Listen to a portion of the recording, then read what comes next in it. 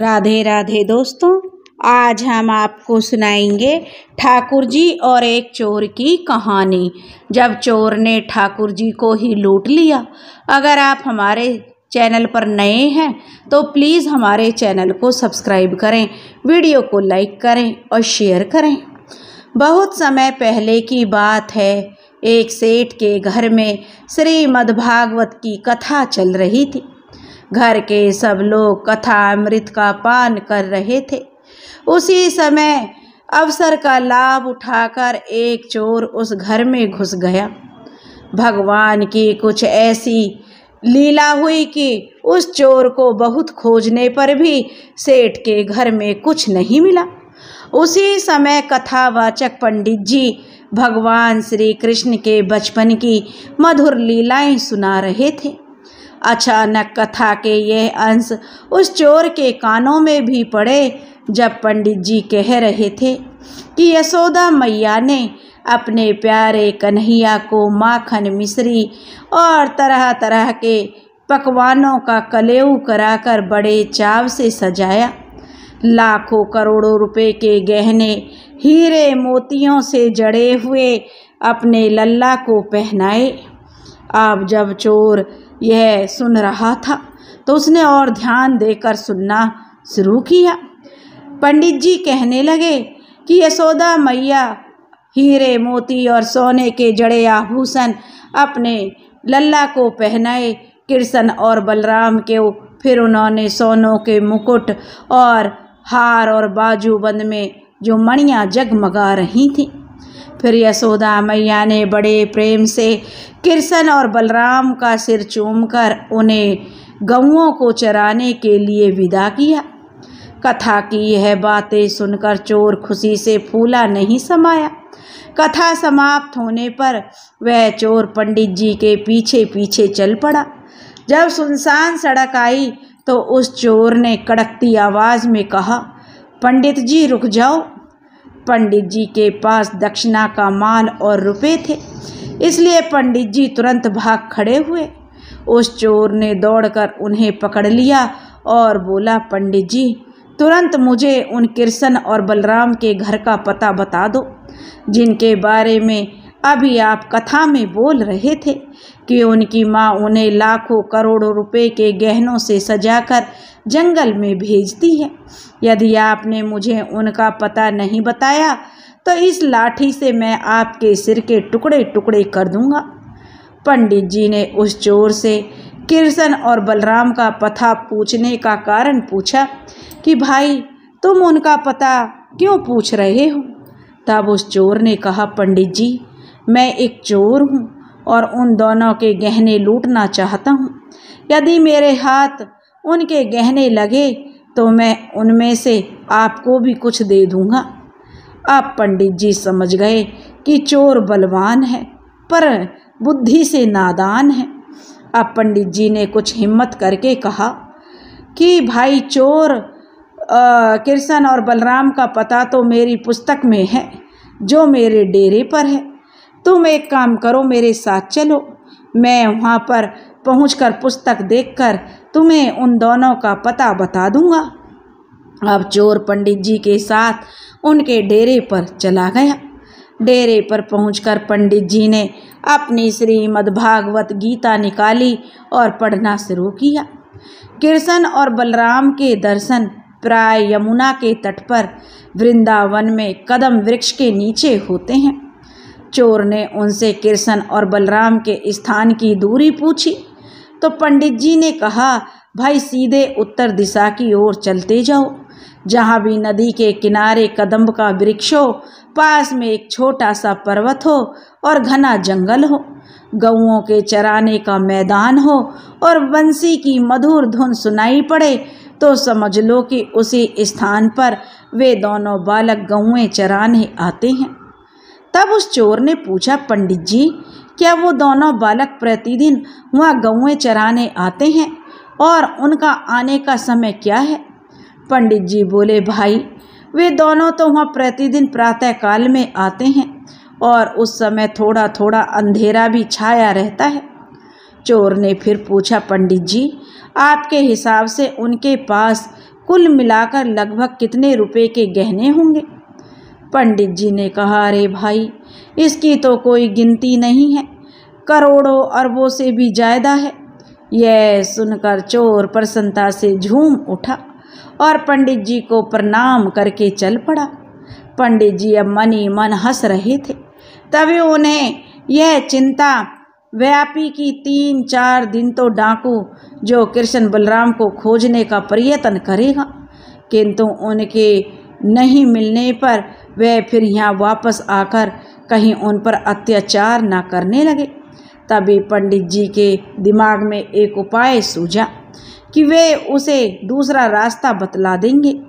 वह 3-4 दिन फिर भटकेगा, तब तक पंडित जी अपनी कथा समाप्त करके अपने गांव चलते बनेंगे।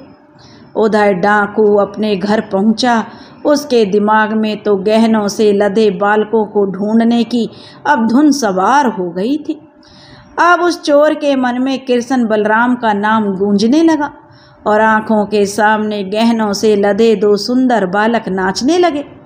रात के अंधेरे में चोर अपने कंधे पर लाठी रखकर निकल पड़ा ताकि प्रातःकाल होते होते वह उस स्थान पर पहुंच सके जहां कृष्ण और बलराम प्रतिदिन गौएं चराने आते हैं। उसके होठों से अनजाने में ही दोनों नंद कुमारों कृष्ण और बलराम का नाम निकल रहा था। चलते चलते चोर को कल कल बहती हुई एक नदी मिली। अब उसे ढूंढने पर उसके आसपास कदम का एक वृक्ष भी मिल गया। भगवान श्री कृष्ण की लीला से उसी स्थान पर वृंदावन प्रकट हो गया। अब चोर को पास ही में एक छोटा सा पर्वत, घना जंगल और गौओं के चराने का मैदान भी दिखाई देने लगा। यह देखकर चोर की खुशी का ठिकाना नहीं रहा।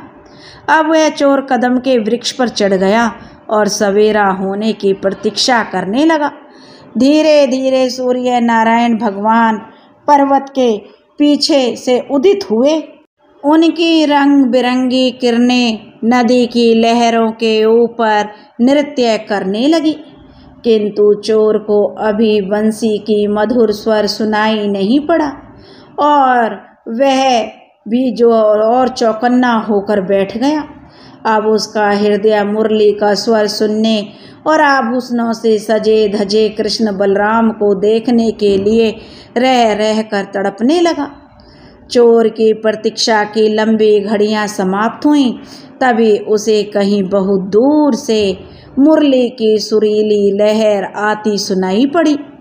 मुरली का स्वर जैसे ही चोर के कानों के रास्ते उसके हृदय में प्रविष्ट हुआ, वह आनंद के आवेश में अपनी सुध बुध खो बैठा और मूर्छित होकर वृक्ष से नीचे गिर पड़ा। कुछ क्षण के बाद जब उस चोर की मूर्छा दूर हुई तो वह उठकर खड़ा हुआ। अचानक उसने देखा कि पास का घना जंगल प्रकाश से जगमगा रहा है। प्रकाश के पुंज में श्याम और गौर वर्ण के 2 सुंदर बालक खड़े हुए मुस्कुरा रहे हैं। गौएं और ग्वाल उनसे आगे निकल गए हैं। दोनों बालकों ने भांति भांति के सुंदर आभूषण पहने हुए थे। अब डाकू ने कृष्ण और बलराम को देखा तो वह मंत्रमुग्ध होकर झूम उठा और मन ही मन बोला, ये दोनों निश्चय ही वही बालक हैं जिनके बारे में पंडित जी ने कथा में बताया था। हाय, इतने नन्हे सुकुमार सुंदर बालकों को इनके माता पिता ने कैसे गौएं चराने जंगल में भेज दिया। इनसे गहने छीनने का ही नहीं बल्कि इन्हें तो और भी गहनों से सजाने का मन करता है। तभी चोर के गंदे संस्कार आगे आए और बोले, यदि तू इनसे गहने नहीं छीनेगा तो तू आखिर यहाँ आया ही क्यों है। अब चोर लाठी लेकर कृष्ण बलराम के पीछे दौड़ा और कड़कती हुई आवाज़ में बोला, जहाँ खड़े हो वहीं रुक जाओ, सारे गहने निकाल कर मुझे दे दो। अब लीला नटनागर बाल श्री कृष्ण भयभीत होकर माँ बाबा जोर जोर से पुकारने लगे। चोर ने जैसे ही झपटकर अपने हाथ से उनका मुंह दबाकर उनकी आवाज़ बंद करनी चाहिए। तभी उनके स्पर्श से उस चोर के शरीर में बिजली सी दौड़ गई और वह बेसुध होकर गिर पड़ा। जब उसे होश आया तो वह श्री कृष्ण बलराम से बोला, अरे बालकों, तुम दोनों कौन हो? मैं ज्यों ज्यों तुम्हें देखता हूँ तुम मुझे त्यों त्यों और अधिक सुंदर और मनोहर क्यों दिखाई दे रहे हो? हाय, तुम्हारा स्पर्श कितना मधुर और शीतल है। तुम्हारे स्पर्श से और तुम्हें देखकर मुझे रोमांच क्यों हो रहा है? बच्चों, मुझे रोना क्यों आ रहा है? क्या तुम दोनों कोई देव हो? श्री कृष्ण तब मुस्कुराते हुए बोले, नहीं नहीं, हम मनुष्य हैं और ब्रज के राजा नंद बाबा के लड़के हैं। तब चोर बोला कि मैं तुम्हारे आभूषण नहीं छीनूंगा, केवल एक बार अपने चरण मेरे सिर पर धर दो, मुझे अपने हाथों का चुंबन करने दो। क्या तुम प्रतिदिन इसी रास्ते से जाकर मुझे दर्शन देकर मेरे हृदय की ज्वाला को शांत नहीं करोगे? उस चोर की बात सुनकर तब श्री कृष्ण बोले, यदि तुम हमें नहीं मारने और हमारे आभूषण नहीं छीनने की प्रतिज्ञा करो तो हम प्रतिदिन यहाँ आ सकते हैं। चोर ने प्रतिज्ञा करके उनसे अगले दिन फिर से आने को कहा।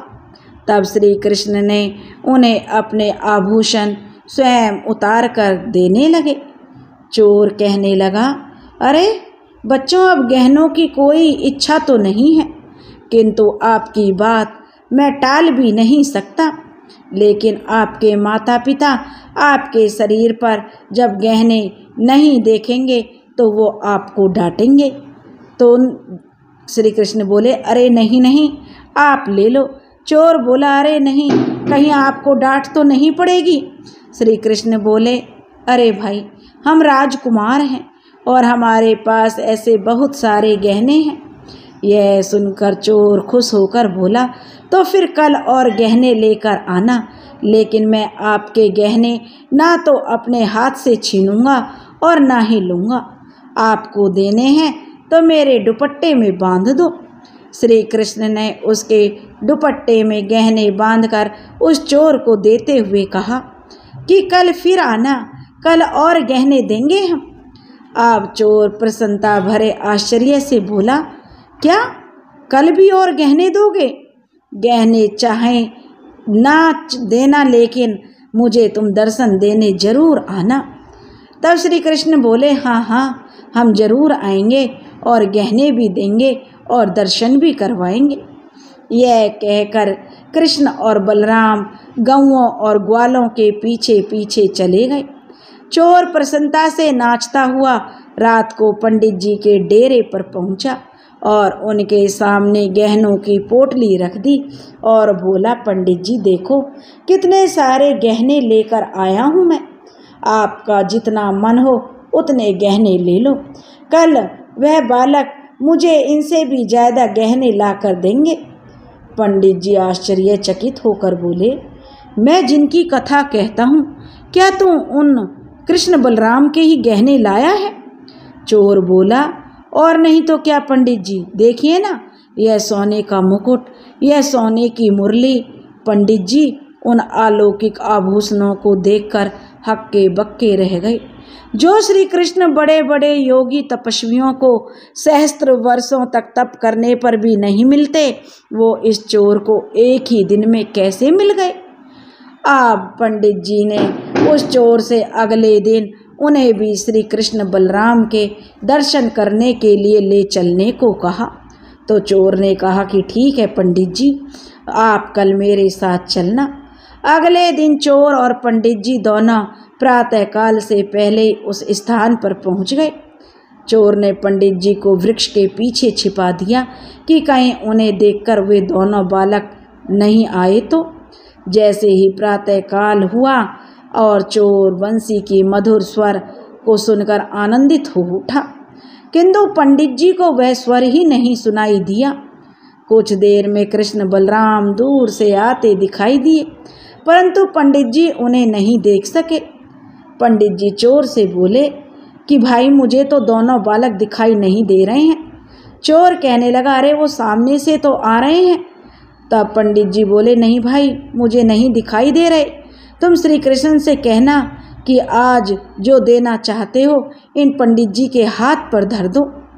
तब श्री कृष्ण बलराम चोर के पास आ गए और उनसे पूछा, गहने लोगे? चोर पश्चातापपूर्ण स्वर में बोला, नहीं, मैं गहने नहीं लूँगा। तुमने जो कल गहने दिए थे उन्हें भी मैं लौटाने के लिए वापस लाया हूँ।